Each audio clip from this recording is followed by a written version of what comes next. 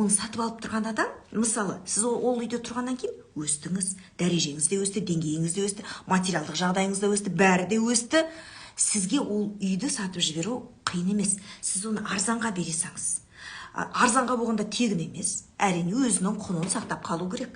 Бірақ нарық бағасына қарағанда өзгелерге кейбір адамдар қымбат үйлердің бағасын ұстап тұрады, бермей осы жоқ деп. Ол сараңдық меніңше. Одан да титтей болса да Аллах тағала берекесін береді.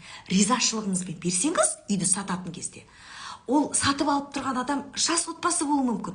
Тиындерінің барлығын құрап әзер дегенде осыған жеткізіп отырған мүмкін. Бірақ олардың ниеті, білесіз бе, сізге деген ризашылығы, сізге титтей болса да тиынын берсе, сізге Аллах тағала соның берекесін береді. Қазақта сөз бар. Бірінші сауда дейді. Өйткені бірінші саудада береке бар. Мысалы, дүние мүлік сатқан тұлғалар қазір менімен келісесіздер ма? Осы тәжірибесі бар қыздар ғана жасыншы. 1 үй, 2 үй, 3 үй ғана сатқандар ғана емес. Жалпы бірнеше 10, 15, 20 үй сатқан қыздар жасыншы. Қыздар. Бірінші саудаға сұрап келдің. Бірінші, мысалы, пәтеріңізді, мысалы, белгілі сомаға сұрап келді. Сіз бермей қойдыңыз. Жоқ, арзан ол деп. Одан кейін сіз бәрі бірде уақыт жоғалтып, сол сомаға сатасыз. Ал егер де одан артық сатсаңыз, бәрібір сол арасындағы табысыңыз, иә дейді, міне қыздар менімен келісіп отыр. Арасындағы сіздің табысыңыз шығып кетеді. Бұйырмайды сізге бәрібірде. Бұл жерде кім жеңіледі? Өзіңіз ғана. Себебі уақыт жоғалтып алдыңыз. Сіз ол сатқан дүниені, мысалы, мына пәтерді сатып алайын деп отырсыз, мынаны сатып алам дегенше, қымбатқа сатам деп ұстап отырсаңыз, мынауыңыздың құны өсіп кетеді. Себебі ақша құнсызданып жатыр. Себебі нарық өсіп жатыр. Экономика дамып жатыр. Барлығы қымбаттап жатыр. Ал сіз сатам деген нәрсенің бағасы өсем дегенше, сіз оны өсірем дегенше, мынауыңыздан айырып қалуыңыз мүмкінсіз. Иә, біз үйді солай саттық. Басқа қаладан су жаңа үй жиһазымен алдық. Өте жақсы бағаға алдық. Бәрі таңғалды, қалай деп. Міне, бұл ниет, Светлана. Бұл ниет сіздің ниетіңіз. Одан кейін Аллах тағала бәрін беретін бізге Алла. Бізден әрекет, Алладан берекет. Дүниенің соңында қуып кетуге болмайды. Дүние қоңыз болып кетуге болмайды. Мен сіздерге 5 жасар Саяға айтатын сөзімді ең соңында айтатын болам. Армандарың орындалу үшін ең басты 5 жасар кезінде миына не деп құйып қою керек? Соны эфирдің соңында айтам. Мен не үшін осылай болғанын жауабын білдім, не үшін екен? Машалла, міне Светлана, ол сол үшін Аллах тағала сізге берекетін берді. Сондықтан ол солай болды. Сіз біреудің жолын ашып бердіңіз бе? Сіздің де жолыңызды біреу ашып берді. Ризашылығымен делдалдыңда міндетті түрде мына риэлтор деген нәрсені аттап лақтырып кетуге болмайды. Олардан көз жасы жібермейді. Олар еңіреп жылап отырмаса да білмей қалуы да мүмкін. Бірақ Аллах тағала сізден 10 есе сығып алады. Саудада достық жоқ. Деньги любят счет, орысша айтқан кезде. Сондықтан теңгені тиын құрайды. Аққа құдай жақ. Сауда таза болу керек. Сонда оның берекесі бар. Енді қарап отырсаңыздар, мысалы, бұрын 90-шы жылдары Ресейден, Қытайдан көп әкелген жоқ, енді Ресеймен Турциядан, Москвамен Турциядан әкелетін сауда жасап бастаған адамдарда, мысалы, сол заманда адал сауда жасаған адамдарды, ол уақытта оларды коммерсант деп те айтатын, түрлі сөздермен айта беретін. Біреу жақсы жағын көрсе жақсы сөзбен айтады, жаман жағын көрсе жаман сөзбен айтады. Сонда саудасына, ісіне адал болған адамдар өсіп өте миллиардер болып кетті. Ал таразыдан жеген адамды Аллах тағала құптамайды, Аллах тағала оны жазалайды. Ең ауыр күнә. Берекенің 9-ы саудада дейді. Сондықтан саудаға адал болу керек. Сауда деген бір нәрсені алып сату ғана емес, ол бизнес. Ол бизнес. Сіз, мысалы, зауытты алып сатсаңыз, сіз коммерсант емессіз ғой. Ол бизнес. Ол да дүние мүлікке инвестиция салып, содан табыс табудың көзін шығару. ол да білім. Үй сатуға қойған бойда 30 минуттан кейін бірінші клиент алып кетті. Қымбат сұрамадым. Ертесіне қалаған үйімді тез қиналмай алдым. Алла ұлық дейді. Машалла, міне, менімен бірге бір толқындағы адамдар. Осы жақында ғана мен пәтер саттым, білесіздер, иә? Мен оны объявлениеға қойдым, пәтер болғанда коммерческое помещение, магазинге алынған нәрсе жарты сағаттың ішінде сатылып кетті ол. Одан кейін мен оны сатылымға қойғанды сол строительный компанияның өзі біліп, кейін білді, олар кеш білді. Біз хабарлап айттық, осындай пәтер сатылып жатыр деп. Өзінің бастығы, өзінің жаңағы руководителі мен ақ сатып алатын, үстінен сізге тағы да қосып берем. 1 миллион қосам, 2 миллион қосам, маған беріңіз, мен ақ сатып алам деп шықты. Одан кейін маған өте көп қоңыраулар, өзінің таныстарым, сіңілдерім, подругалар, таныс қыздарым, менің курсымда, етикет курсындағы оқыған оқушыларым, Сая ханым маған сатыңызшы, мен тура іздеп жүрген нәрсе, маған керек нәрсе жоқ. Мен келісім шартқа мен уәде етіп қойдым. Болды, бірінші сауда.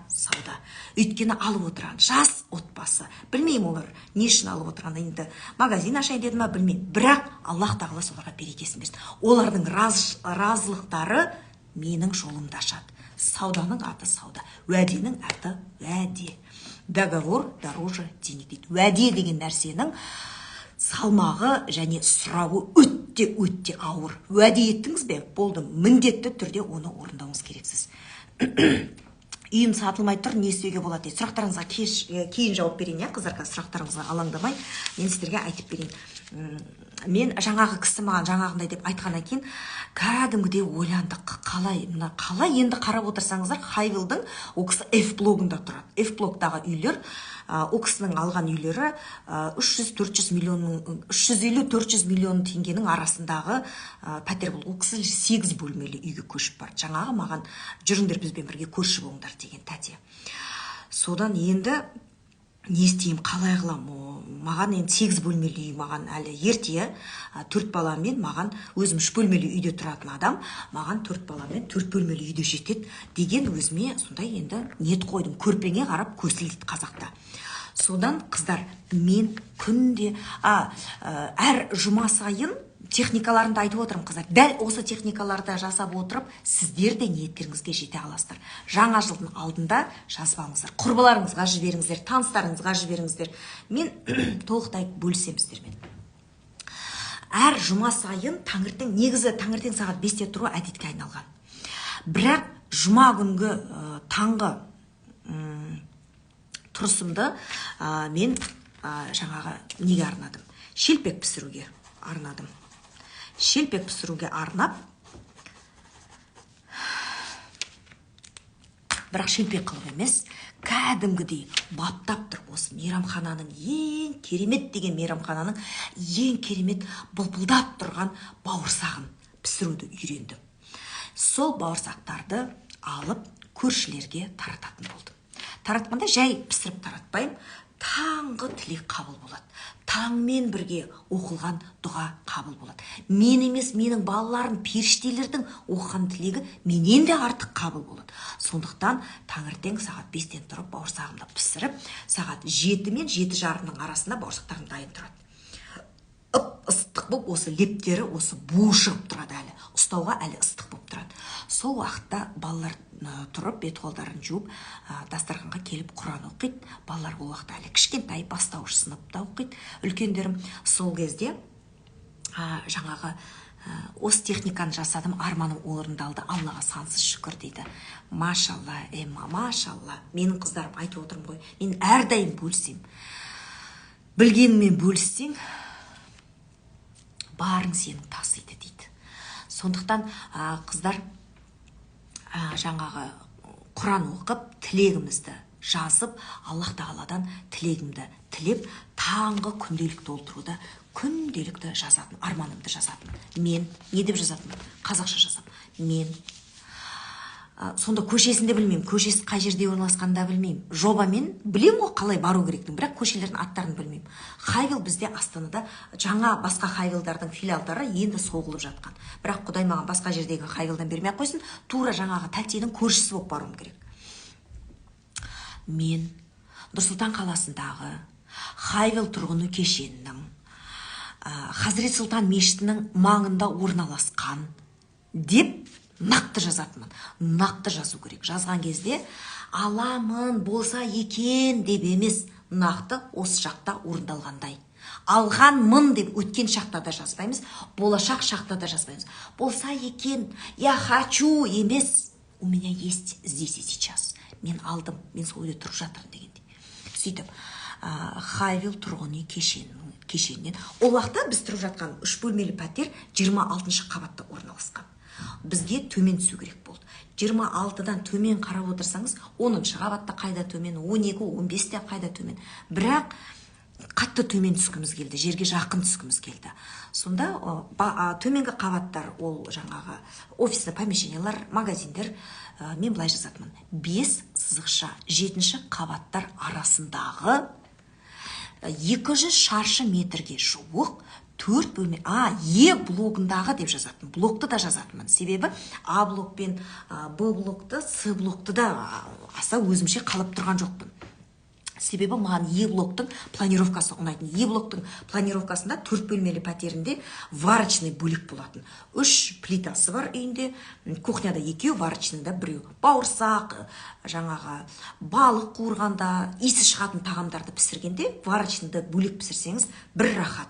Көмекшінің бөлмесі ол, нағыз повардың бөлмесі. Саламатсыз ба, жасыңыз қаншада дейді, 18-де Бағлан. Сізге қатты мен жасың қызық болып тұр екен. Ол үшін бизнес керек қой дейді. Міне, это ваша установка. Көрдіңіз ба? Менің бизнесім ол уақытта болған жоқ. Мен жұмыстан жаңадан кетейін деп жүрген адаммын. Міне, это ваша установка. Ол үшін бизнес болу керек. Әйтпесе бизнесім болмаса, менде болмайды деген. Алладан сұраңыз, әрекет етіңіз. Береді.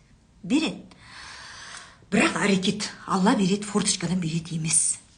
Содан кейін қыздар, сөйтіп жаздым. Хайвилл тұрғын үй кешенінің Е блогында орналасқан, Хазірет Сұлтан мешітінің маңында орналасқан 5-7 қабаттар арасындағы ауданы 200 шаршы метрге жуық 4 бөлмелі пәтерде өзімнің отбасыммен бақытты өмір, өзімнің үйімде бақытты өмір сүріп жатырмын деп. Отбасымызбен бірге бақытты өмір сүріп жатырмыз деп. Сая ханым, сізбен бірге 2019-дан бері шелпек пісіріп әдетке айналдырып келемін дейді. Машалла, Жанар, машалла. Иншалла қабыл болсын шелпегіңіз. На какие деньги купили дейді? На те, которые мне муж дал. Ни у кого я не отобрала. На те, которые мы заработали своим потом. Әр жұма сайын пісірем дейді. Машалла. Сондықтан, содан сөйтіп жазып жүрдім, бір 40 күндей жаздым, қателеспесем. Соның бас аяға максимум 2 айдай уақыт өтті. Пәтер іздеп жүрміз өзіміз. Үйімізді сатып жібердім. Бірден сіздерге айтайын, 2-ші клиентке саттым. 1-ші клиент келгенде бірден ұнатты. Бірақ ол кісі 26-шы этаж болғанға бас айналды, давлениесі көтерілді. Үлкен кісі, Чимкенттен келген бір кісі болған екен. Айтты, үй бәрі жақсы, бәрі ұнап тұр. Бірақ кәдімгідей сездім деді. Давлением бар ғой менің деді. Ондай болатын болса, енді ол кісіге ыңғайсыз. 2-ші келген клиент бірден сатып алды. Бірден бағасына келістік, бірден сатып алды. Содан жаңағы үй іздеп жүрміз, пәтер іздеп жүрміз. Ойымдағыдай пәтер болмайды. Содан бір күні көшіп бардық.